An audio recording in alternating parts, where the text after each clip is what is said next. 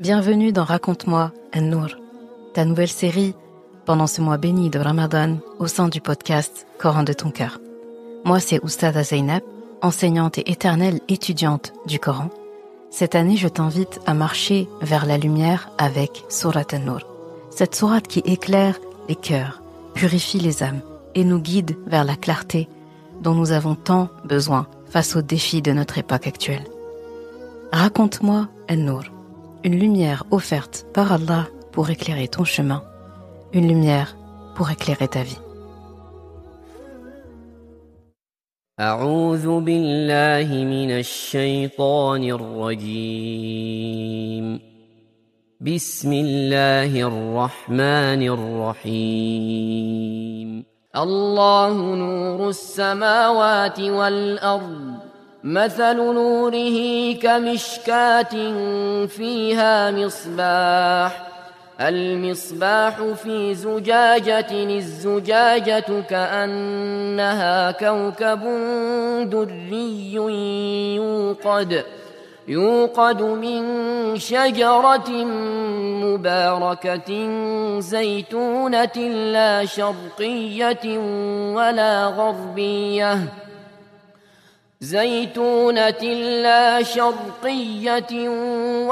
غربية يكاد زيتها يضيء ولو لم تمسسه نور على نور يهدي الله لنوره من يشاء ويضرب الله الأمثال للناس والله بكل شيء عليم في بيوت أذن الله أن ترفع ويذكر فيها اسمه يسبح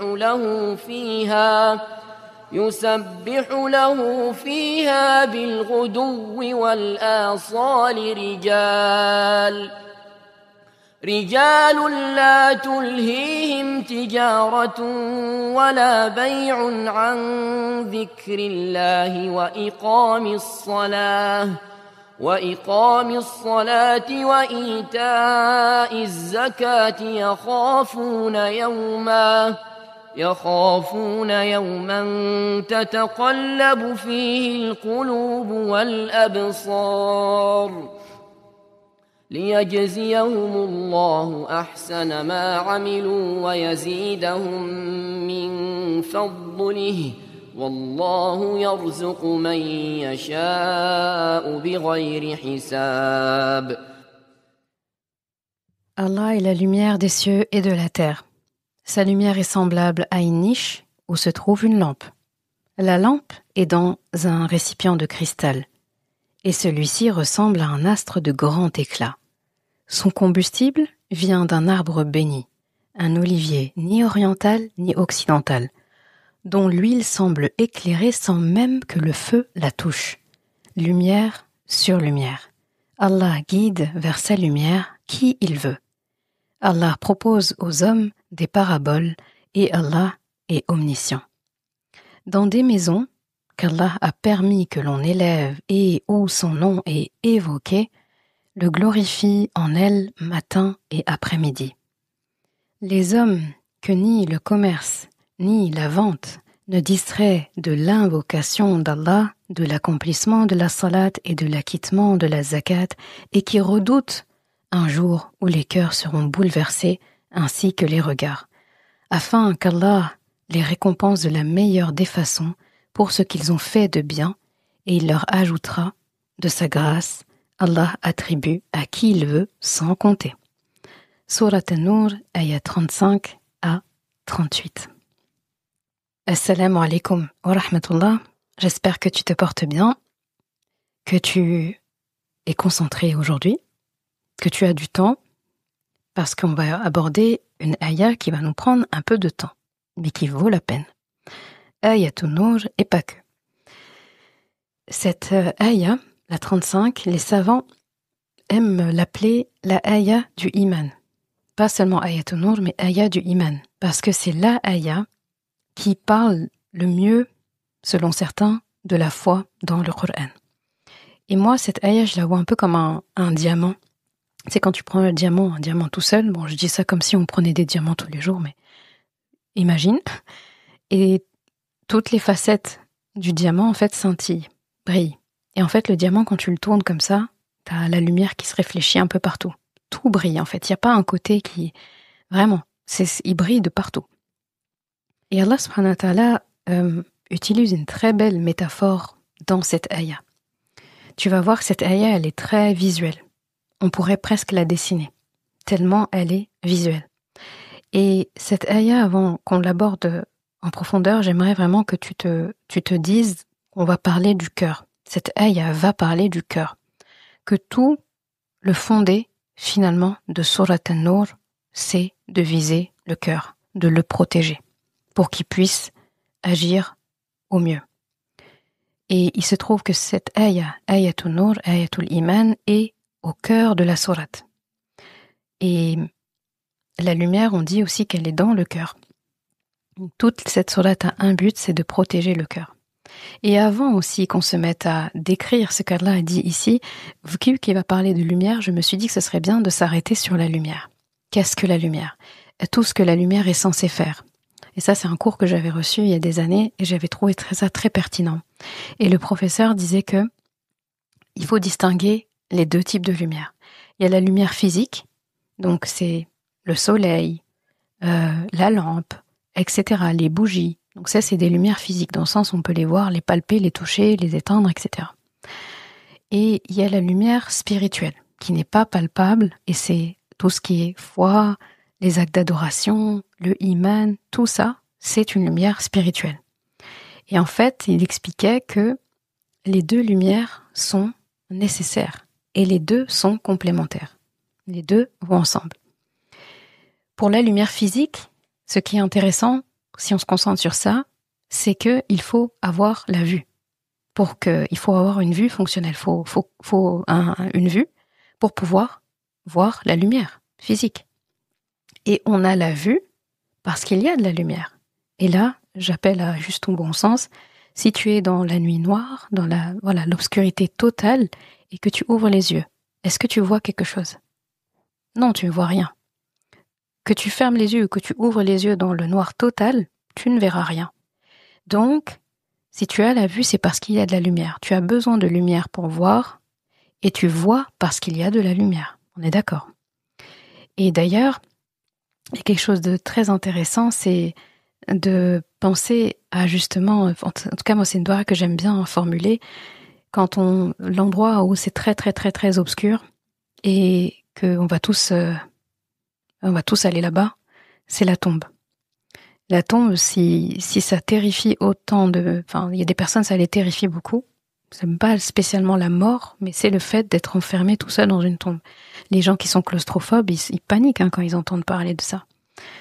Eh bien, il y a quelque chose de simple qu'il faut faire, et que Rasulallah sallallahu alayhi wa sallam faisait, c'est de faire des doigts pour que la tombe soit un endroit chaleureux, de paix, que ce soit un jardin parmi les jardins du paradis.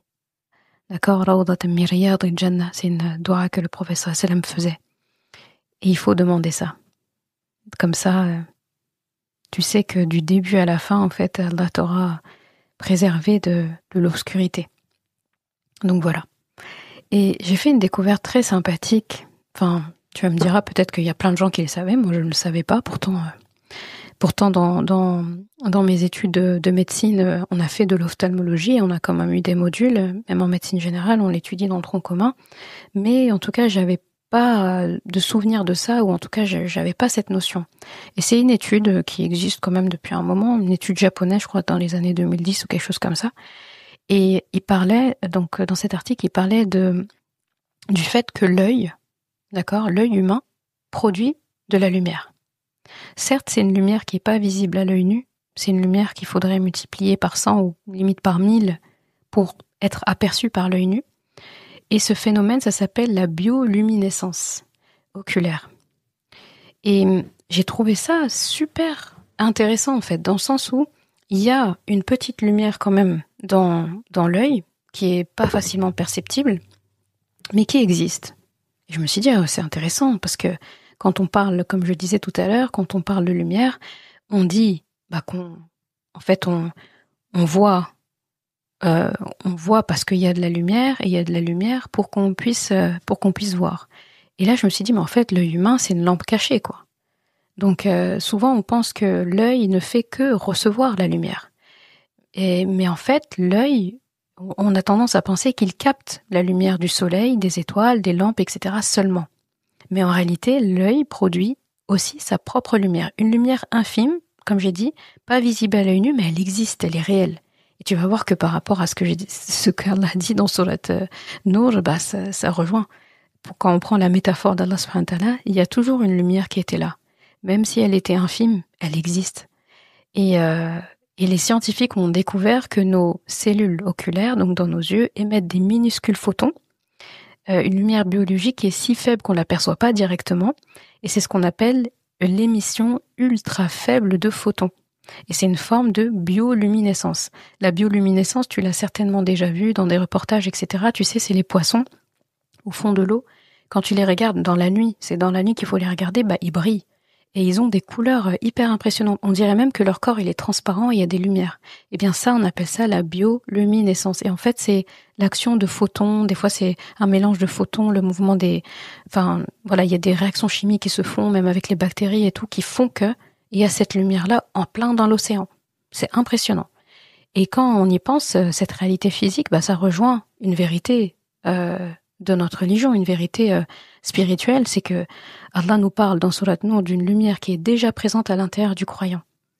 Une lumière qui est prête à s'embraser, à briller pleinement. Mais elle a besoin qu'on lui fournisse de la lumière pour qu'on puisse la voir, cette lumière-là. De la même façon que pour l'œil, il fournit un tout petit peu de lumière, mais il a quand même besoin d'en capter. Donc franchement, j'étais assez impressionnée par ça. Et j'ai trouvé ça pertinent. Et donc, pour revenir à l'œil et la lumière, Allah subhanahu wa ta'ala, dans la lumière, il accorde sa part. Il nous donne sa part. Sa part, la part qu'il fournit, c'est la lumière du jour. Donc le soleil, la lune, les étoiles, etc. Ça, c'est des lumières. Ça, c'est Allah qui les fournit. Nous, on ne peut pas les fournir. Donc ça, c'est la part d'Allah. Et il y a la part de l'être humain. C'est la lumière artificielle. Les bougies, les lampes, etc. Les LED. Tout ça, c'est l'être humain qui le fournit. C'est intéressant de se dire ça parce que quand tu regardes, donc là je vais passer à autre chose, c'est que la lumière artificielle, on a besoin de beaucoup d'énergie pour en produire. Là où la lumière naturelle ne demande aucun effort à Allah subhanahu wa ta'ala. D'accord ? Il faut beaucoup d'énergie pour pouvoir produire une lumière, voilà, une lumière du jour, entre guillemets, et finalement c'est impossible d'imiter la lumière du jour. Et la lumière artificielle, c'est une lumière qu'on peut éteindre et allumer. Tandis que la lumière d'Allah, elle est expansive, on ne peut pas la retenir. On ne peut pas empêcher les rayons de soleil de se propager. Et on ne peut pas décider d'éteindre le soleil comme si on avait appuyé sur un interrupteur. Je ne peux pas en pleine journée à 14h dire j'éteins le soleil. C'est pas possible. Le soleil finit par aller se coucher. Il s'éteint pas. Il change juste de direction. Et dans d'autres endroits du monde, il est apparent, il ne s'éteint jamais. Donc on ne peut pas éteindre la lumière d'Allah. Et quand le soleil va aller s'allonger, j'ai besoin d'une lumière pour voir la nuit. Si je travaille la nuit, si je me lève pour prier, etc. Et là intervient la lumière artificielle. Donc on a besoin des deux. Allah subhanahu wa ta'ala nous a fourni de la lumière et il nous a donné les capacités, nous aussi, de produire nos formes de lumière. Et là, on va commencer à entrer dans le vif du sujet. Allah subhanahu wa ta'ala, la ayah commence par, avant même de dire Allahu nuru samawati wal ard, donc Allah est la lumière des cieux et de la terre, ce qui doit te frapper ici, c'est que la ayah commence par Allah. Dans le Coran, retient que quand des sourates comme ça, des ayahs, commencent par Allah, comme ayatul kursi, Allahu la ilaha illahu, eh bien, c'est que toute l'attention est requise. Quand ça commence par son nom, Allah, son premier nom là, c'est que toute l'attention est requise. C'est très important. Et même au niveau sonore, ça marque plus d'entendre Allah que autre chose. D'accord ? Donc Allah. Donc Allah est la lumière des cieux et de la terre. Ça va être très intéressant pour la suite de la ayah. Il est la source de lumière. Les savants, les exégètes nous disent qu'on peut comprendre comme il est la source de toute lumière. Et en même temps, il donne aussi toute lumière. Et là, cette ayah, c'est vraiment une parabole visuelle. et ça m'impressionne parce que le Coran, encore une fois, a une transmission orale, mais d'une image qui est visuelle. C'est-à-dire que quand on lit, en tout cas moi, quand je lisais ces ayats les premières fois, j'avais qu'une envie, c'est de prendre une feuille et commencer à faire un schéma. Parce qu'en fait, t'as envie de faire un schéma quand t'écoutes une ayah comme ça. Parce qu'il dit, il dit que sa lumière, il est en train de dire que la lumière d'Allah, donc mathalu nurihi, il dit sa lumière est semblable à. D'accord? Sa lumière est semblable à. Et il dit une niche dans laquelle se trouve une lampe. Et la lampe, elle est dans un récipient en cristal. Je pense qu'au bout d'un moment, juste pour s'y retrouver et pour admirer, on se pose et on dessine. Là, c'est vraiment atelier, là. Là, on dessine. D'ailleurs, j'avais fait un concours une année avec j'avais demandé aux sœurs justement de dessiner. Alors, non, je crois que c'était pas un concours. J'avais demandé en tout cas aux sœurs de dessiner cette ayah et il y a eu vraiment des merveilles. D'ailleurs, il y a une sœur qui m'a gentiment offert une belle peinture qui représente cette ayah en se basant uniquement justement sur le cours que j'avais donné sur Surat An-Nur il y a 3 ans. Et une fois à une rencontre, j'ai eu l'occasion de la voir. Je ne savais pas que c'était une sœur qui avait suivi ça, vu que c'était en ligne, et elle m'a offert ce tableau. J'étais tellement touchée. Eh bien, ce tableau, il est accroché dans mon bureau. Chaque fois que je fais un podcast, il est juste en face de moi. Il est magnifique. Faut que je réussisse à vous le mettre en photo quelque part. Il est magnifique. Il représente vraiment très bien la ayah. Et vraiment, pour celles, par exemple, qui font des ateliers artistiques, etc., là, je vous souffle une idée, là. Là, vraiment, vous prenez Ayatul Nur, vous écoutez bien tout ce que je vais dire aujourd'hui, et là, vous avez de la matière pour faire un atelier artistique. En plus, c'est bien parce qu'il n'y a pas de gens à dessiner, des visages, tout ça, etc. Vraiment, vous dessinez des choses, une lampe, une niche, du cristal, une bougie, de l'huile, de l'huile d'olivier. Là, il y a de quoi faire. Hein.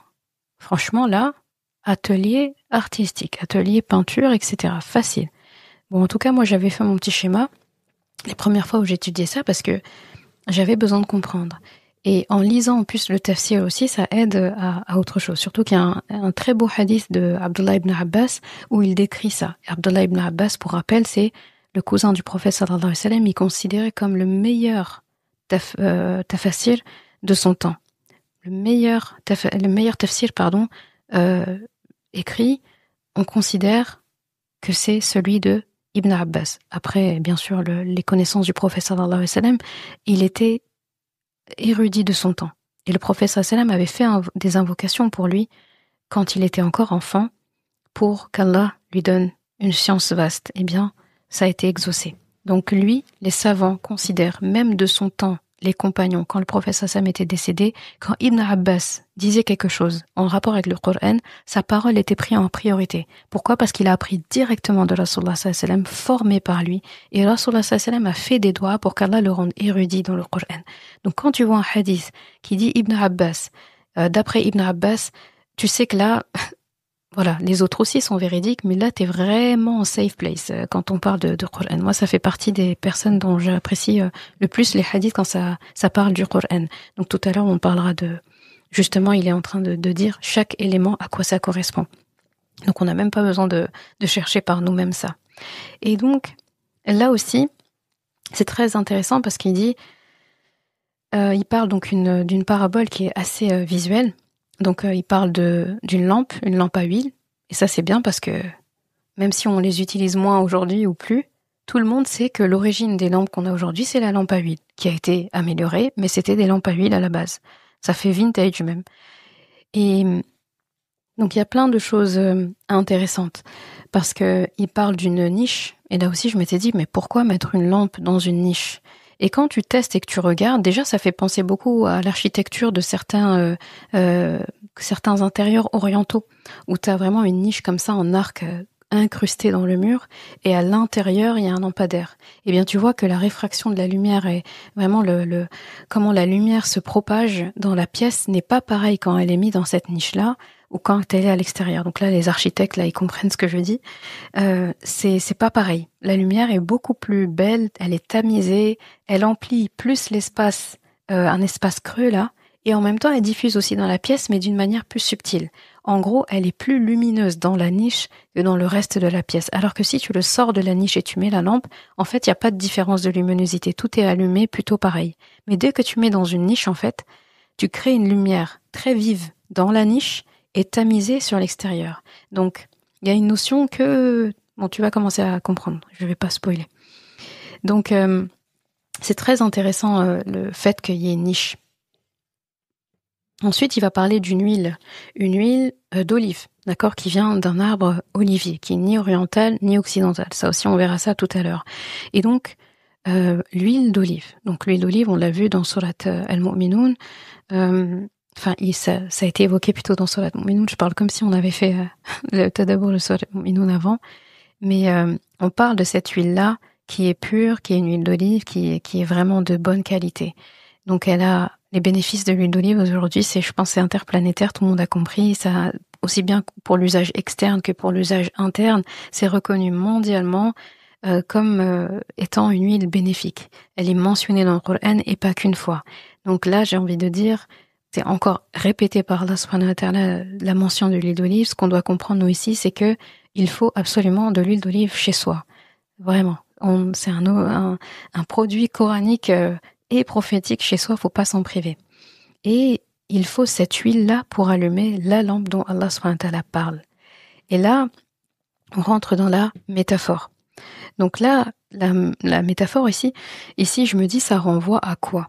Parce que quand on se pose et on regarde tout ça, on se dit d'accord, une lampe dans ça, et Allah veut parler de lumière. Et on sait que cette ayah va parler du cœur. C'est quoi le lien?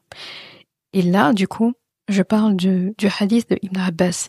Donc je vais pas le détailler tout en entier pour pas allonger l'épisode, mais te parler à chaque fois de quoi correspond à quoi. Et lui, il dit, et c'est rapporté aussi par Ibn Jawzi, rahimahullah, il dit que la niche, d'accord, ça correspond à la poitrine ou la cage thoracique de la personne. D'accord? Donc la niche. La niche ici, Allah dit, c'est mishkat. D'accord? Donc, Allahu nuru samawati wal ard, mathalu nurihi ka mishkatin. Donc mishkat. D'accord? Donc sa lumière est semblable à une niche. Mishkat. Et ce mishkat-là, Ibn Abbas, radiallahu anhu, dit que c'est la poitrine ou la cage thoracique de la personne. Et Allah poursuit en disant mishkat. Mishkat fiha misbah. D'accord? Fiha misbah. Et misbah, c'est la fameuse lampe. D'accord? Misbah. On détaillera misbah après. Donc là, c'est la lampe. Et il dit que la lampe, ça renvoie au iman, la foi que Allah nous a donnée. Donc, la niche, c'est la cage thoracique, la poitrine. La lampe, c'est l'iman. Ensuite, il parle du récipient en cristal dont Allah parle. Donc, fiha misbah. Al-misbahu fi zujaja. D'accord? Zujaja. Donc, zujaja, c'est ce récipient en cristal. Zujaja, c'est un récipient en cristal, mais un cristal de haute qualité, qui est à la fois solide, à la fois fragile, dans le sens où s'il tombe par terre, il se casse facilement. Mais en même temps, quand il est tenu et qu'il n'est pas cassé, bien sûr, il est très robuste. D'accord? C'est pas quelque chose qui se fissure comme ça pour rien. Donc, et là, ce récipient en cristal, donc ce zujaj, il dit que c'est le cœur. Aussi bien au sens anatomique du terme que au sens spirituel. Donc, très intéressant ça. Et ensuite, par rapport à l'arbre béni, parce qu'il dit que c'est une huile qui provient d'un arbre béni, donc un olivier. Et là, il dit que cet arbre béni, c'est le Coran, qui produit des fruits d'excellente qualité, des conséquences d'excellente qualité. Donc, l'huile, ici. D'accord? Dans la métaphore, ça renvoie à l'huile. Donc, le Coran, ça renvoie à l'arbre béni. Et d'un arbre, il y a des fruits, il y a des racines. L'arbre, il est bénéfique dans tout est bénéfique dans l'arbre. Que ce soit son bois, ses feuilles, ses fruits, ses racines, tout est bien dans l'arbre. Le Coran est semblable à cet arbre. Et dans le Coran, Allah parle de la métaphore aussi de l'arbre, en parlant de la bonne parole, c'est semblable à un arbre qui donne des fruits, qui est solidement ancré, etc. Alors que la mauvaise parole, c'est semblable, à quelque chose qui n'est pas solide, il n'y a pas de bonnes racines, il n'y a pas de fruits, etc. D'accord? Donc, ici c'est intéressant parce que quand on regarde le Coran, ça tu l'as appris, tu l'as compris, le Coran ne peut être contenu dans le corps de quelqu'un que dans son cœur. C'est là où il veut loger. C'est là où le Coran va s'installer. il reste pas dans la bouche, il reste pas dans la tête seulement. Son endroit de séjour, c'est le cœur. C'est ici que le Coran s'installe, quand il doit s'installer. D'où l'importance de nettoyer régulièrement son cœur. D'où l'importance de nettoyer régulièrement la paroi de cristal qu'Allah décrit ici. Parce que là, si tu fais ton petit schéma, tu as une niche, à l'intérieur de la niche il y a une lampe, et Allah dit que entre la lampe et la niche il y a quelque chose, il y a le récipient en cristal, là, le réservoir, un peu comme si tu voulais tenir la lampe, la bougie, etc. Elle est à l'intérieur du cristal, vraiment comme les lampes à huile à l'époque que tu tiens comme ça. Et il dit à l'intérieur, le combustible pour cette lampe-là, donc cette bougie, voilà, c'est de l'huile. Et pas n'importe quelle huile, c'est une huile d'un arbre béni, un olivier, qui est ni oriental ni occidental. Et après, il décrit cette huile.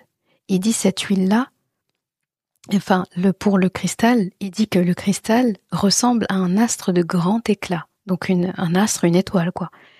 Et après, il dit son combustible. Donc il décrit que ça vient d'un arbre béni, un olivier ni oriental ni occidental. Il dit dont l'huile semble éclairer sans même que le feu ne la touche. Donc ça veut dire cette huile-là, elle brille toute seule. Et là, ça renvoie aussi à l'huile de qualité. Quand tu trouves une huile de qualité, dans le coup l'huile d'olive, qui n'est pas raffinée, qui est à première pression à froid, etc., nette, et tu la trouves vraiment dans des bons endroits, des bons villages, etc., vraiment, c'est une huile nette, propre, eh bien, quand tu la regardes, surtout, voilà, quand il fait sombre et tout, elle brille. Cette huile-là, elle a une lueur, elle-même, elle reflète la lumière, elle brille. Eh bien, là, décrit cette huile comme ça. Plus l'huile, elle est pure, plus elle n'a pas d'impureté, en fait, plus elle est pure, et plus elle brille. Et il dit, elle brille tellement qu'en fait, sans que le feu la touche, donc sans que le feu l'éclaire ou la touche, eh ben, elle semble briller d'elle-même. Elle semble elle-même être la source de lumière. D'accord ? Là, parlons du cristal. Comme je disais, le cristal, ce qui est beau dans cette métaphore-là, c'est que le cristal, par définition, comme le verre, c'est transparent. Donc on voit à travers. On voit à travers. Comme pour nous dire que normalement, donc le cristal, c'est censé être le cœur. Comme pour nous dire que, à travers un cœur sain, normalement, on doit avoir l'intérieur de la personne. Quand on dit on doit voir, ça veut pas dire les intentions, etc. Mais ça veut dire que cette personne, son intérieur qui est bon, doit être perceptible de l'extérieur. C'est quelqu'un qui est entier. En gros, c'est pour dire que c'est tout le contraire de l'hypocrite, où finalement, on voit pas très bien à l'intérieur d'un hypocrite. Quand il parle, il ment, etc. Et là, ça me fait penser au hadith qui parle justement des hypocrites. C'est un hadith rapporté par Abdullah ibn Amr, radiyallahu anhu. Et en fait, il disait que le prophète sallallahu alayhi wa sallam a dit 4 caractéristiques, si elles sont présentes chez une personne, ce sera alors un véritable hypocrite. Et celui chez qui il y aura une de ces caractéristiques seulement, eh bien, il aura en lui une caractéristique de l'hypocrite jusqu'à ce qu'il la délaisse. Et là, il donne les 4 caractéristiques, c'est lorsqu'on lui confie un dépôt, on lui confie quelque chose, il trahit. Lorsqu'il parle, il ment. Lorsqu'il conclut un pacte, il ne le respecte pas. Et lorsqu'il se querelle avec quelqu'un, il se comporte particulièrement mal. Et là, les exégètes de ce hadith expliquent que quand il dit « il se comporte particulièrement mal lors d'un conflit », c'est-à-dire qu'il ment, qu'il est grossier et de mauvaise foi. Qu'Allah nous préserve. C'est vraiment pas des belles caractéristiques. Donc, un hypocrite, lui, son récipient, là, en cristal, il faut l'assimiler à quelque chose dont les parois, elles sont très sales. Tu vois une vitre qui est super sale. Il y a plein de gras, il y a plein d'enduits, de résidus, etc. On ne peut pas voir à travers. On voit pas bien. C'est pas que derrière il y a rien, mais c'est que on voit pas bien. Et hop, dès qu'on nettoie, en réalité, ça brille et on voit tellement bien. Il y a des vitres, elles sont tellement bien propres. Il y a du cristal qui est tellement propre qu'en fait, on voit aussi bien à travers le cristal que s'il n'y avait pas le cristal. En gros, si on enlevait le cristal, on verrait la même chose que si il y avait le cristal. C'est comme ça qu'Allah subhanahu wa ta'ala veut notre cœur, tellement propre et limpide qu'on peut voir à travers, parce que le cristal est transparent normalement. Et quand Allah subhanahu wa ta'ala parle de misbah, donc la lampe, donc al-misbah ou fi zujaja, dans misbah, tu as sabaha, donc sabah. Donc il y a une notion ici de matin. Misbah, c'est pas n'importe quelle lampe. C'est une lampe qui produit une lumière avec laquelle, en fait, on essaye de simuler le jour. D'accord? Et là, j'ai trouvé ça très beau. Pourquoi? Parce que si tu as remarqué, la ayah commence par le jour. Quand Allah dit « Allah est la lumière des cieux et de la terre », ça parle forcément du jour. Parce que la lumière qu'Allah subhanahu wa ta'ala produit, c'est une lumière qu'on ne peut pas éteindre. C'est une lumière qui est naturelle. Donc c'est, par définition, on pense à celle du soleil. Allah est la lumière des cieux, producteur de lumière naturelle. Et quand il commence à parler de la niche, etc., on voit que là, on est passé côté nuit. Pourquoi est-ce qu'on sait qu'on est passé côté nuit? Parce que il dit que la brillance du cristal ressemble à un astre de grand éclat. Les astres, les étoiles, c'est la nuit qu'on les voit. Je ne sais pas si toi tu vois des étoiles la journée, mais moi je n'en vois pas. Donc, c'est la nuit. Donc on voit que dans la même ayah, Allah est passé, donc il nous fait le cycle jour et nuit. On est passé du jour à la nuit dans une seule ayah. La nuit, il parle d'une lampe qui essaye d'imiter la lumière du jour. Quand il dit misbah, c'est trop beau. Parce que quand tu prends le mot misbah, comme j'ai dit, ça veut dire une lampe qui essaye de simuler le jour. Et Allah subhanahu wa ta'ala parle de cette lampe pendant que la ayah est passée côté nuit. Donc je trouve ça vraiment très, très, machallah, très précis. Et ensuite, on va prendre le terme de, comme je disais, mishkat, mais ça je l'ai déjà évoqué, quand on parlait du fait que la niche, mishkat, pourquoi parler d'une niche? Allah aurait pu dire directement une lampe, sans dire qu'elle était incrustée là-bas. Mais là encore, tu regardes, c'est juste un phénomène physique. Parce que une lampe, elle illumine tout autour d'elle. C'est ça la particularité de la lumière ou d'une lampe. Elle s'illumine elle-même et elle illumine forcément autour. C'est impossible d'avoir une lampe et elle s'allume elle-même et autour, en fait, on voit rien. Elle illumine. Peut-être pas autant, ça dépend des intensités. Une petite bougie va pas illuminer une pièce de 200 mètres carrés, quoi. D'accord? Mais on va quand même voir. Et un autre type de lampe va illuminer plus loin. Mais ça illumine quand même autour, on voit quand même un peu autour. Et donc, là, quand on regarde, ça fait penser au corps, ça fait penser à ce fameux cœur.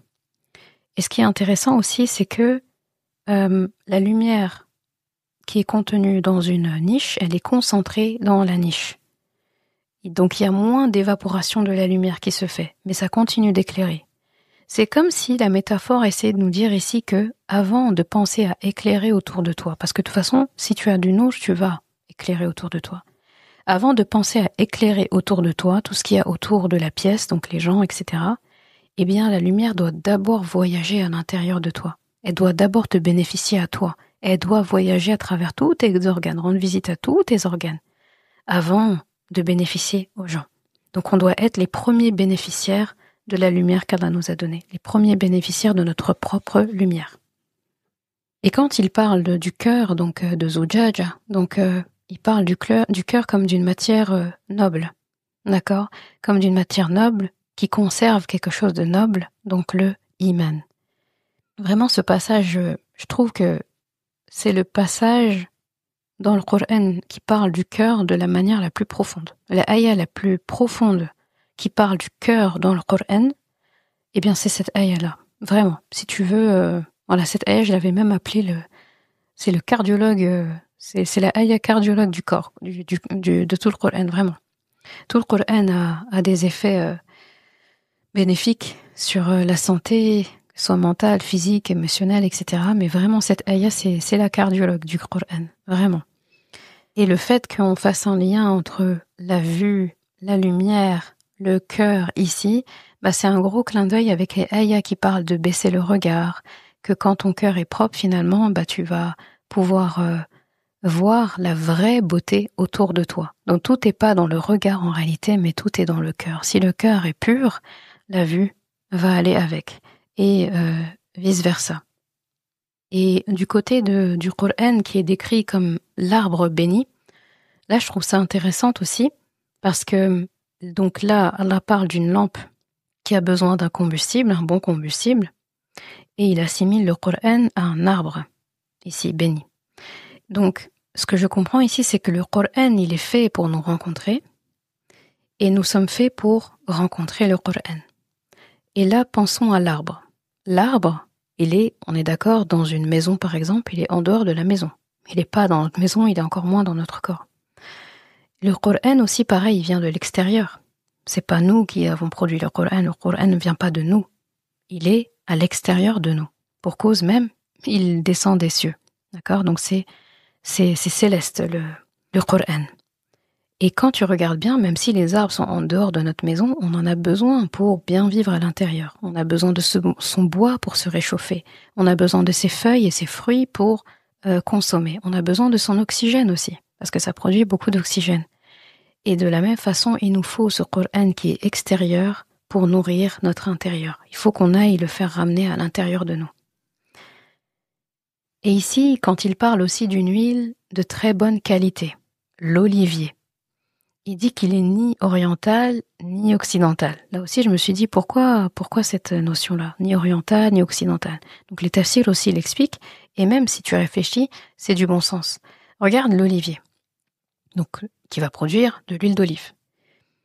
L'olivier, quand il est placé à un endroit qui est pas assez exposé au soleil, eh bien ça produit une huile de piètre qualité.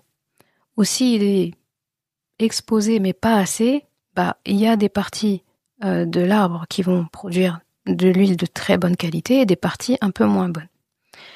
Et donc là, Allah parle d'un olivier qui est placé à un endroit qui est constamment exposé au soleil du coup, pour pouvoir produire constamment de l'huile de bonne qualité. C'est-à-dire tout l'arbre produit de l'huile de bonne qualité. Il n'y a pas une partie qui l'est ou qui ne l'est pas.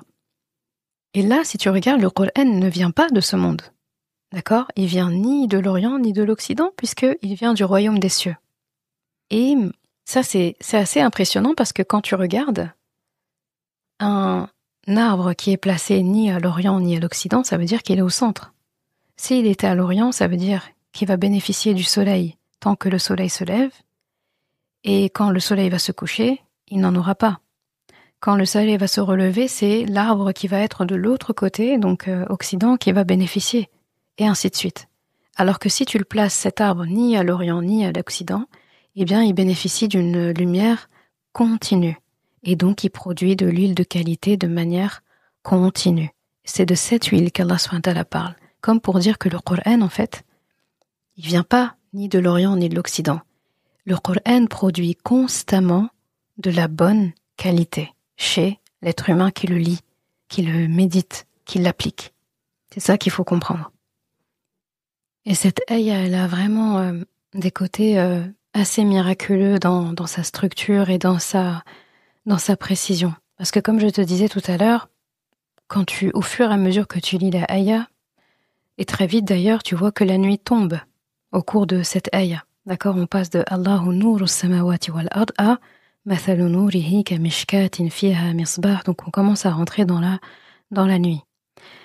Et donc la nuit tombe dans cette ayah plutôt, et avec la lampe dans la niche dont Allah subhanahu wa ta'ala parle, donc la lampe qui est dans la niche, eh bien c'est comme si dans cette nuit-là, Allah nous donnait la possibilité d'allumer la lumière. Donc littéralement, au cours de la ayah, quand la nuit commence à tomber, là il commence à parler d'une lampe. C'est comme s'il t'avait dit « allume la lampe ». D'accord ? Allume l'interrupteur. J'ai trouvé ça assez beau à voir. Ce qu'on peut comprendre de ça, parce que faut pas seulement admirer la beauté des ayahs, faut en faire quelque chose. C'est comme si Allah nous disait que pendant les temps obscurs, pendant les épreuves, les épreuves, c'est vraiment notre foi, donc notre cœur qui contient cette foi-là, eh bien il nous sera peut-être plus utile pendant les temps obscurs, pendant les temps difficiles, que lorsque les temps sont clairs et quand il y a la lumière, c'est-à-dire il n'y a pas d'encombre. Donc vraiment c'est top. Et là j'aimerais te partager aussi une doua que le prophète sallallahu alayhi wa sallam qui accordait beaucoup de considération et prenait très au sérieux cette notion de lumière. Et donc, est-ce que tu te rappelles la doua qu'il faut dire lorsqu'on va à la mosquée ? Donc si tu te rappelles de cette doua, tu vas voir que dans cette doua, on parle que de lumière en fait, on parle que de nour. Donc cette doua, dans sa manière complète, c'est Allahumma ja'al fi qalbi noura, wa fi lisani noura, wa fi sam'i noura, wa fi basari noura, wa min fawqi noura, wa min tahti noura, wa an yamini noura, wa an shimali noura, wa min amami noura, wa min khalfi noura, wa ja'al fi nafsi noura, wa a'zim li noura, wa a'zim li noura, واجعل لي نورا واجعل لي نورا اللهم أعطني نورا واجعل في عصبي نورا وفي لحمي نورا وفي دمي نورا وفي شعري نورا وفي بشري نورا اللهم اجعل لي نورا في قبري ونورا في عظامي وزدني نورا وزدني نورا وزدني نورا وهب لي نورا على نور. Donc là, même celui qui n'a pas compris, il se dit, on a demandé beaucoup de lumière ici. En français, ça donne « Oh Rabbi », mais dans mon cœur de la lumière, dans ma langue de la lumière, dans mon ouïe de la lumière, dans ma vue de la lumière, au-dessus de moi de la lumière, en dessous de moi de la lumière, à ma droite de la lumière, à ma gauche de la lumière, devant moi de la lumière, derrière moi de la lumière, et mets dans mon âme de la lumière, et intensifie-moi la lumière, et agrandis-moi cette lumière. Procure-moi de la lumière, fais de moi de la lumière.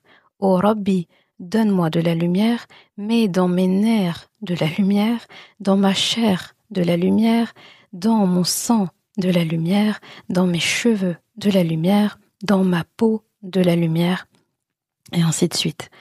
Et il dit vraiment de me dire lumière sur lumière. Donc, nouran ala nour, comme Allah subhanahu wa ta'ala dit, lumière sur lumière, quand il continue la ayah. Donc, en fait, c'est trop beau. D'ailleurs, Allah le dit dans la sourate, après avoir décrit toute cette métaphore, il dit nourun ala nour, donc lumière sur lumière. Parce qu'il dit quoi? Il parle d'une lampe qui brille. Ensuite, il parle d'un cristal scintillant. Donc, déjà, il y a une forme de lumière. Il dit qu'à l'intérieur, il y a une huile qui semble elle-même éclairée. D'accord? Tellement elle est lumineuse. Lumière sur lumière. Parce que lui-même, il a dit au début qu'il était Nourus samawati wal ard.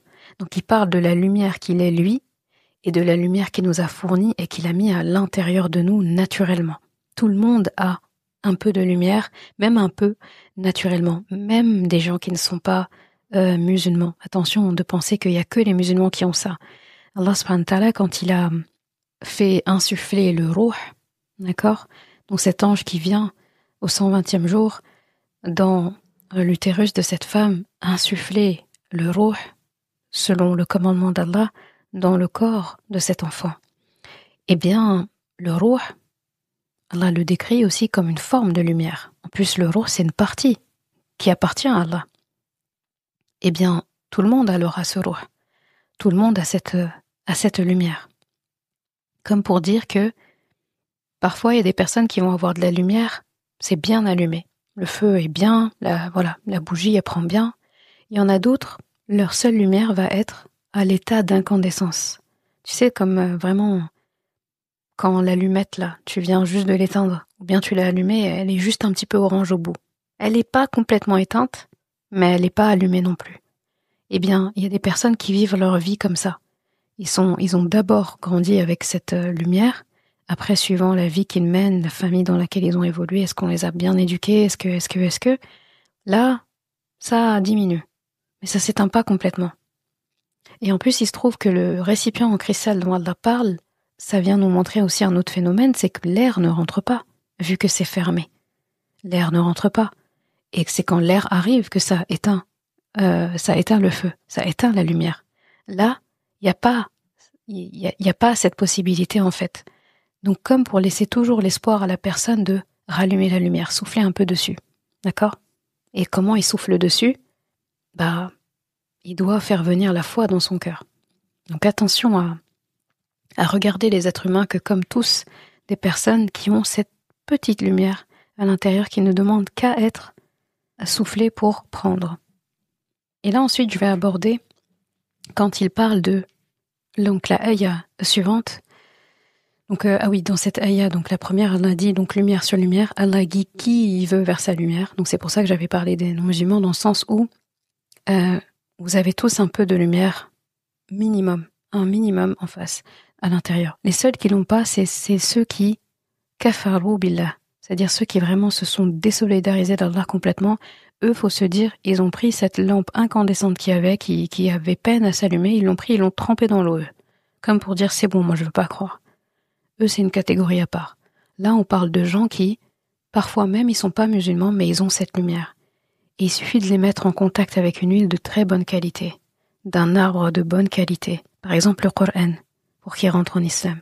Je me rappellerai toujours de ce Ramadan 2022, où il y a une dizaine de sœurs qui se sont converties à l'islam, et m'ont contacté sur mes réseaux sociaux, en me disant que elles ont écouté des parties de mon podcast, sur lesquelles elles sont tombées par hasard, bon, même s'il n'y a pas de hasard, et elles m'ont dit quand on vous a entendu parler du Coran, on a ressenti une sorte de jalousie, où on s'est dit, mais la parole qu'elle est en train d'expliquer, mais c'est pas qu'aux musulmans, ça me parle. Il se trouve que c'était des ayahs où elles ont vraiment senti qu'on parlait d'elles. Et en fait, subhanallah, je leur ai répondu ça. Alors que, rien à voir, je pensais pas à Surat Nour. J'aurais dit, si vous avez cru, et si vous voulez devenir musulmane, c'est juste que vous avez trouvé la bonne source, en fait, pour rallumer le feu qui était déjà à l'intérieur de vous. Elles ont été hyper émues d'entendre ça. Et là, je leur ai dit, ce que je dis là, c'est pas moi qui l'ai inventé, c'est le Coran qui vous a touché qui dit ça. Donc regarde, les bonnes personnes, lorsqu'elles sont mises en contact avec la bonne source, le bon combustible, la bonne huile, eh bien leur récipient prend. Le feu prend. Et il finit par croire. Donc jamais, jamais négliger le poids de la da'wa, le poids de dire du bien, de faire du bien, de bien se comporter. On n'est pas obligé de dire le Coran a dit, dans telle sourate il y a eu. Tu peux parler du Coran à travers ton comportement. Tu peux faire parler le Coran dans ton comportement. Il faut que ça se sente. Au point où des gens ont envie de s'intéresser. Au point où on arrive à une ère où les gens vont arrêter de dire « Heureusement que j'ai connu l'islam avant les musulmans ». Parce que quand on voit les musulmans, ça donne pas envie. Il faut retourner la situation. De se dire « Les gens rentrent dans l'islam aussi parce qu'ils ont vu les musulmans ». Heureusement, il y en a aussi. Mais il faut qu'il y en ait plus. Donc là, ayah suivante, Allah subhanahu wa ta'ala dit « Dans des bouilloutes, Allah a permis que l'on élève donc son nom est évoqué, et là-bas, il glorifie Allah matin et après-midi. Et là, je me suis dit, bouillout. Mais il y a le mot bouillout qui revient. Et bouillout est censé être des endroits où on passe la nuit. Et là, les savants disent que quand Allah parle de bouillout ici, il renvoie à mosquée. Pourquoi mosquée? Parce qu'il a dit que c'est des endroits où on élève, où on glorifie son nom. Et il a parlé aussi des moments où on vient prier là-bas. Donc les savants sont unanimes sur le fait qu'ici, ce sont les mosquées qui sont mentionnées. Et si on regarde bien, la mosquée, dans la ville, c'est censé être le point central. La mosquée, c'est censé être le cœur. La mosquée, c'est la cage thoracique, dans notre métaphore là tout à l'heure. C'est la cage thoracique et c'est le mishkat. Pourquoi est-ce que les savants ont dit aussi que c'était la mosquée? Parce que c'est un endroit où il n'y a pas censé y avoir des turpitudes. C'est un endroit où il n'est pas censé d'avoir d'influence culturelle ou politique. Bon, là, on peut pas dire aujourd'hui ça parce qu'il y a la mosquée de telle culture, il y a la mosquée de eux, il y a la mosquée de eux. On dirait qu'il y a une mosquée par nationalité dans certaines villes, c'est dommage.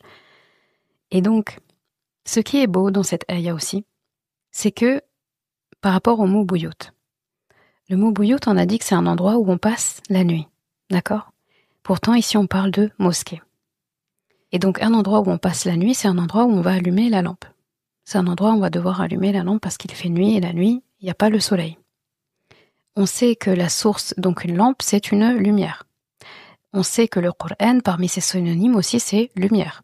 Allah dit « وَالنُّورِ الَّذِي أَنزَلْنَا » dans le Coran. Et donc, le nour qu'on a révélé. Et là, il parle du Coran. Donc, c'est très important ça parce que, regarde dans une mosquée, ou dans les maisons des gens aussi. Mais dans une mosquée, c'est à quel moment de la journée qu'on fait des prières en récitant à voix haute, ou l'imam récite à voix haute? Ce sont les prières nocturnes et celles du Fajr au Subh. Donc, le Subh, le Maghrib et le Isha. Alors que Dhuhr et Asr, eh bien, on les fait pas à voix haute. Eh bien, c'est beau ici. Pourquoi? Parce que dans la nuit, on récite le Coran, on élève le Coran, donc on récite à voix haute le Coran. Et le Coran est une lumière. Donc dans la nuit, on allume la lumière dans des bouillottes où on passe la nuit. Je sais pas si tu vois un peu le truc. Des bouillottes qui renvoient à la nuit, là où on passe la nuit. La nuit, forcément, c'est obscurité, il y a besoin de lumière.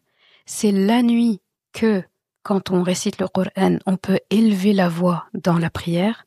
Et c'est dans la mosquée ou dans les foyers qu'on prie.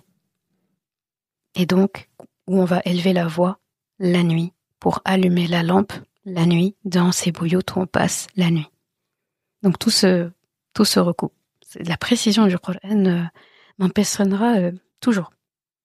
Et dans la ayah suivante, l'avant-dernière de notre passage aujourd'hui, Allah dit que dans les maisons, donc dans ces bouillottes-là, et là il va parler aux hommes. Il ne parle pas aux hommes dans le sens être humain, aux hommes puisqu'il dit rijal. Et rijal, quand on dit rijal, c'est les hommes au masculin, c'est pas les hommes êtres humains.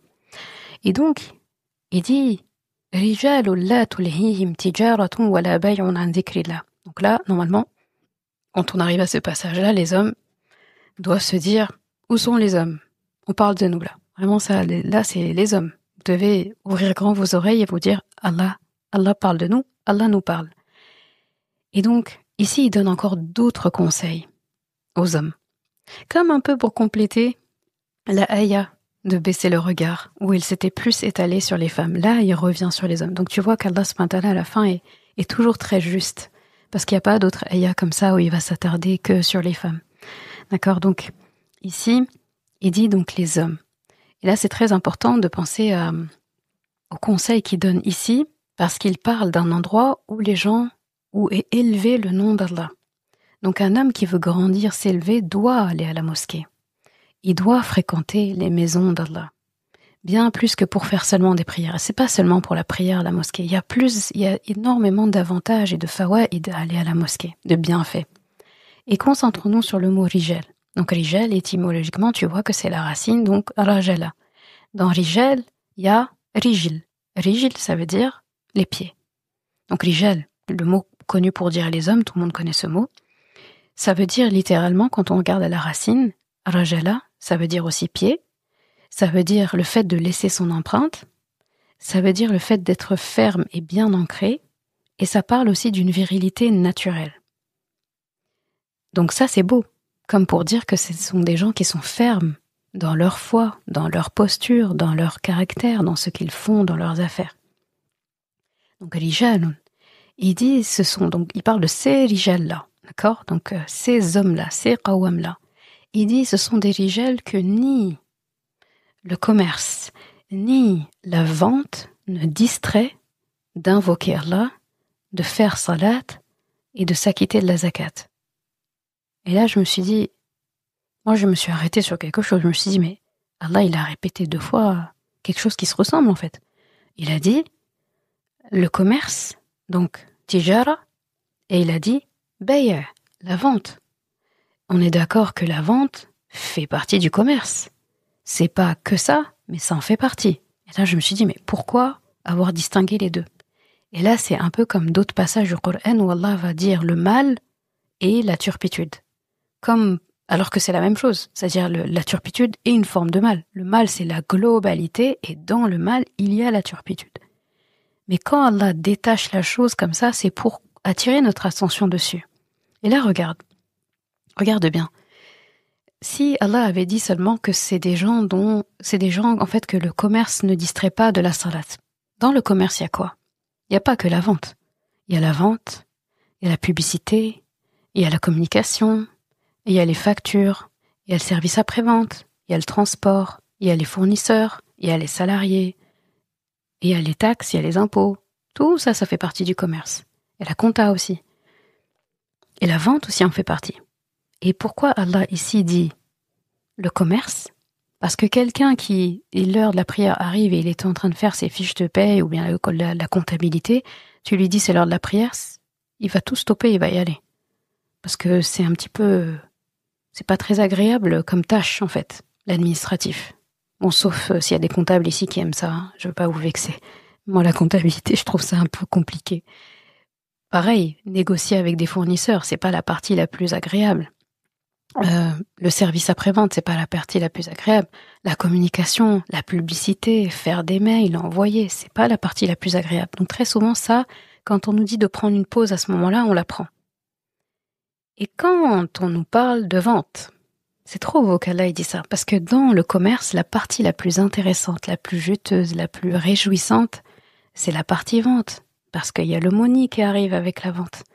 La vente donne en fait un retour. Avec la vente, j'ai mon gain. La vente est la partie la plus agréable dans le commerce. Et c'est de ça qu'Allah parle. Il est en train de dire des gens, des hommes, que ni le commerce, ni la vente, c'est-à-dire au moment où ils allaient contracter, faire leur chiffre d'affaires, ils s'arrêtent pour aller prier. C'est de ces hommes-là que je parle. Les hommes, les bonhommes dont je parle, Allah dit les bonhommes dont je parle, c'est eux. Rien ne les distrait de venir me trouver, de venir en rendez-vous avec moi, de faire la salat, de leur donner la zakat. Et là, je me suis dit, ah oui, ça c'est fort. Là, c'est vraiment masterpiece, là, les hommes. Vous avez, là aussi, vous avez du vrai mentoring. Là, les femmes, elles avaient eu leur part, et là, vous, mashallah, tabarakallah. Donc, la partie préférée du commerce, Allah dit, même cette partie-là. Et en plus, les hommes sont plus sensibles à ça que les femmes. La vente, le marketing, le business, etc., c'est quelque chose où ils ont des fois plus d'entrain, où ils ont plus de facilité. Eh bien, Allah dit, même là où il y allait avoir le gain, là, ils préfèrent venir prier et donner la zakat. Et quand tu regardes salat et zakat, donc zakat, c'est hyper juste en islam parce qu'Allah nous demande de verser 2,5% de nos biens, qu'on est en capacité, donc il y a un seuil en plus, c'est pas tout le monde, hein. Donc 2,5% de ce que tu possèdes si tu as atteint le nisab, pour purifier tout ce que tu possèdes. 2,5%, c'est pas beaucoup, hein. Si seulement nos pays là, France et tous les autres pays occidentaux, etc., appliquaient ça. Parce que là, les impôts que eux nous donnent, c'est pas les impôts, c'est pas 2,5%, hein, malheureusement. Et c'est pour ça que les sociétés ne fonctionnent pas. Si on essaye de faire autre chose que ce qu'elle a fait, ça marche pas. Là, si tous les pays appliquaient ça, donc en gros, ce serait moins d'impôts, on aurait tendance à penser que ça va être plus compliqué. Eh bien non. La répartition, la bonne répartition des richesses, elle se fait en respectant les préceptes d'Allah. Un jour, peut-être que les habitants de la Terre vont le comprendre. Ou peut-être qu'ils l'ont compris, mais c'est juste que ça les arrange pas dans leur thésaurisation. Et donc, la zakat, 2,5% du temps. Donc Allah te dit de donner. Donc là, donne de ton argent. Et dans salat, c'est donne de ton temps. Et c'est deux choses précieuses chez l'être humain. Le temps et l'argent. D'ailleurs, qu'est-ce qu'on dit? Time is money. Le temps, c'est une richesse. L'argent, c'est une richesse. Et coïncidence, Allah subhanahu wa ta'ala dit dans cette ayah, donc c'est des gens qui n'hésitent même pas à laisser leur commerce et leur vente, leur gain, pour venir accorder du temps et venir accorder un peu de leur bien. Pour salat, quand on parle de donner un peu de son temps, on prie pas pendant 24 heures, je crois. On a 5 prières obligatoires. Si on part du fait qu'une prière fait en moyenne 5 à 7 minutes, allez, on va prendre 7 minutes. Si tu regardes 7 minutes dans 24 heures, si tu fais le calcul, tu tombes sur 2,5% de ta journée en termes de temps. Comme la zakat. Donc Allah te demande 2,5% de ton temps sur 24 heures pour tes prières. Si tu en fais 5, si tu en fais plus, ce sera plus. Il te demande 2,5% de tes biens qu'il t'a donné, comme le temps qu'il t'a donné, pour le donner en zakat, l'aumône légale. Est-ce que c'est beaucoup? En fait, il nous demande de donner peu de nos biens, peu de notre temps, et on a encore du mal à le faire. J'arrive pas à comprendre. Et pourtant, il y a notre félicité dedans. 2 choses hyper importantes qu'on a du mal à faire. Alors que Allah nous a donné ces choses, en fait. Pourquoi est-ce qu'on peut pas donner un peu de notre temps et un peu de nos biens pour avoir beaucoup plus de la part d'Allah subhanahu wa ta'ala? Donc, Ça, c'est vraiment à méditer. Et il termine en disant que ce sont des gens qui redoutent le jour où les cœurs vont être bouleversés et les regards aussi vont être bouleversés. Et là, tu vois que cœur et vue, donc les regards reviennent. Donc c'est des gens qui ont conscience de ça, comme pour faire un peu un appel à ce qu'on avait dit avant quand il fallait baisser le regard. Donc, avec le cœur nous sert à voir tout ce qui est spirituel. Les yeux nous servent à voir tout ce qui est physique. Eh bien, un homme, comme Allah le décrit ici, craint les deux. Il craint, il redoute le jour où Allah va questionner les deux. C'est magnifique. Et donc la dernière ayah de notre partie aujourd'hui, Allah subhanahu wa ta'ala dit, afin qu'Allah les récompense, donc en parlant de ces gens qui se sont privés finalement du commerce, de gagner, ils n'ont pas troqué leurs prières, retardé leurs prières ou regroupé leurs prières pour pouvoir gagner les biens de ce monde. Donc Allah en échange, il dit qu'il leur récompense de la meilleure des façons pour ce qu'ils ont fait de bien. Et il va leur ajouter de son fadl, de ses grâces. Et il attribue à qui il veut sans compter. Là, c'est beau parce que quand il dit « Ahsana ma amilou », donc la meilleure partie de ce qu'ils ont fait, là, je l'avais expliqué aussi dans Surat Qasas, si tu te rappelles, parce qu'il y a une ayah qui lui ressemble. Allah dit ici qu'il va prendre le meilleur de ce que tu as fait. C'est comme si tu as un examen et tu as un coefficient. Eh bien, Allah, pour regarder comment il va faire ta moyenne, il va aller chercher la plus haute note que tu as. D'accord ? Les meilleures de tes actions. Donc la plus haute note que tu as réussi à obtenir. Admettons que cette matière-là, c'était... Allez, on va faire comme si on passait le bac, là. Admettons que c'était, je sais pas moi, art plastique. On est d'accord que pour un bac S, par exemple, c'est pas le coefficient le plus élevé. Eh bien, ici, il se trouve que tu as eu 18 en art plastique, et dans d'autres matières, tu as eu 5 sur 20 ou 10 sur 20, etc., il va prendre le coefficient, d'accord, de cette matière-là, où tu as eu 18 sur 20, et il va le multiplier, il va en faire un gros coefficient. Et il va minimiser les autres coefficients où tu as eu des mauvaises notes. Est-ce que ça, c'est pas la preuve de la rahma d'Allah subhanahu wa ta'ala? Qui fait ça? Dans ce monde, tu verras jamais quelqu'un prendre ta meilleure note dans une matière qui a un coef 1 ou 2 et le mettre en coef 7 ou 9, alors que là où tu as été en coef 7 ou 9, tu as eu une mauvaise note. Il n'y a personne ne te fera ça dans ce monde. Il n'y a qu'Allah subhanahu wa ta'ala qui le fera dans l'au-delà. Et donc, il dit, et il va leur ajouter de ses bienfaits, de sa grâce. Là, on se dit, mais c'est déjà très suffisant ce qu'il a dit. C'est énorme. Tu prends ma meilleure note et tu multiplies par un gros coefficient. C'est déjà énorme, déjà. J'ai déjà l'impression même d'avoir limite triché, quoi. Et il m'en rajoute en plus. Et là, c'est là que tu vois qu'Allah fait preuve de grande rahma. Parce qu'il y a des gens, leur plus haute note, c'est 18 sur 20.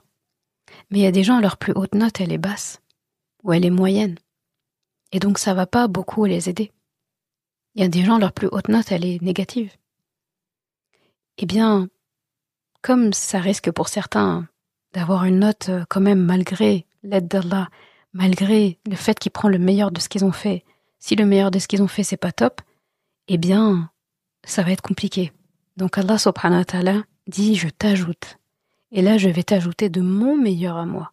Donc il va t'ajouter de son meilleur à lui, et c'est ça qui va multiplier par un coef. Donc il prend un bonus qu'il t'ajoute, et tout ça, il va le prendre pour le multiplier. N'est-ce pas la rahma d'Allah? Et c'est beau parce que là, il parle de fadl, il parle de son fadl, il parle de sa rahma, dans tous ces ayats-là. Et c'est beau parce que avant, quand il parlait de son fadl et de sa rahma, et de ce qu'il donne, etc., eh bien, il en parlait plutôt en disant, si c'était pas la rahma d'Allah, si c'était pas le fadl d'Allah, ses grâces, ce serait compliqué pour vous. Là, quand on arrive à cette ayah, on a envie de revenir sur les ayats qu'il a cités avant et de dire, Ya Allah, je comprends maintenant, tu as raison, tu te dis la vérité. C'est énorme en fait. Là, il vient nous montrer que si vous prenez en compte ma lumière, si vous avez compris ce que j'ai dit dans ces ayats de la lumière, vous allez comprendre que tout ce que je vous ai dit avant, c'était pour votre bien, en entonnoir. Que quand je vous ai parlé de ce zina, cette mauvaise chose, c'était pour votre bien. Quand j'ai parlé du scandale, de ce ifk, c'était pour votre bien. Quand j'ai commencé à parler aussi de comment se prémunir de ces choses-là, c'était pour votre bien. Quand j'ai parlé du fait de pardonner des sentences, etc., c'était pour votre bien.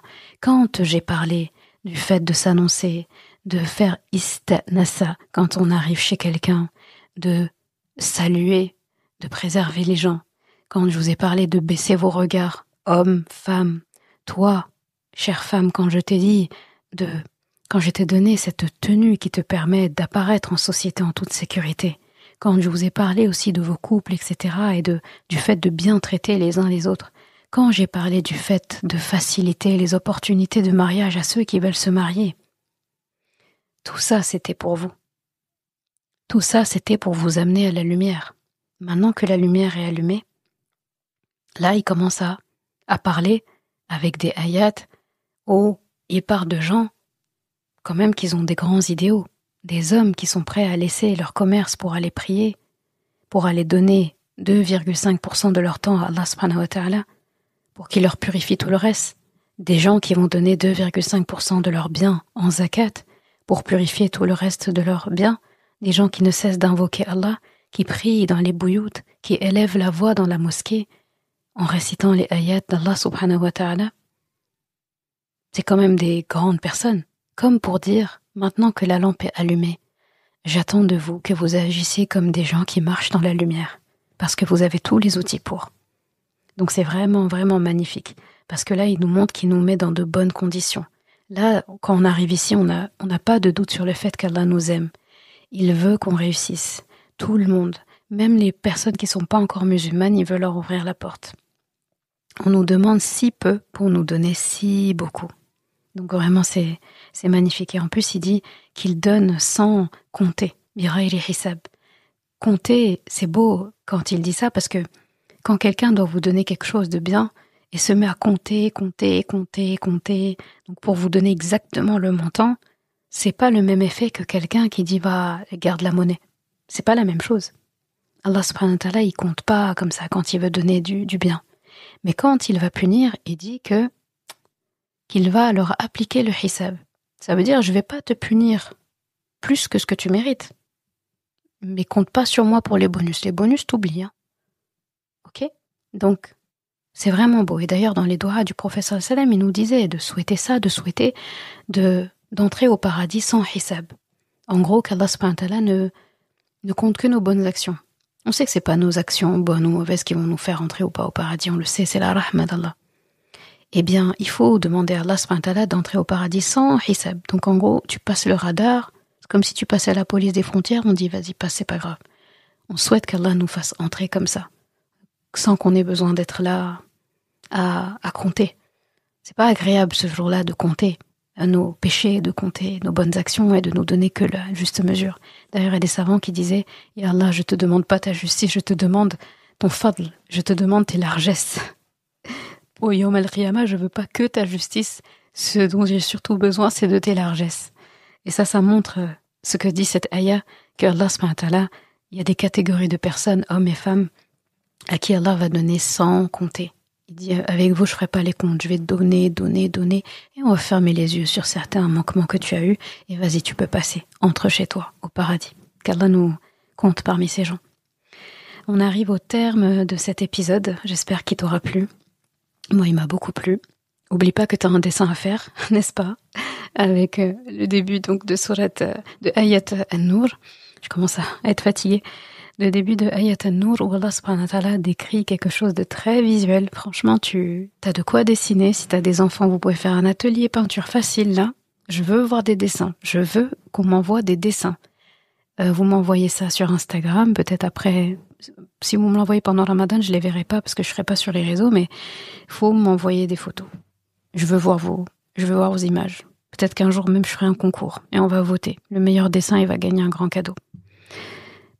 Juste parce que c'est une belle ayah et parce que il s'agit du Coran. Je te laisse avec ces belles ayats et on se retrouve pour la suite. Maintenant, la lampe est allumée et on va pouvoir aborder le reste de la sourate, les autres ayats jusqu'à la fin, Inch'Allah. Wassalamu alaikum wa rahmatullah.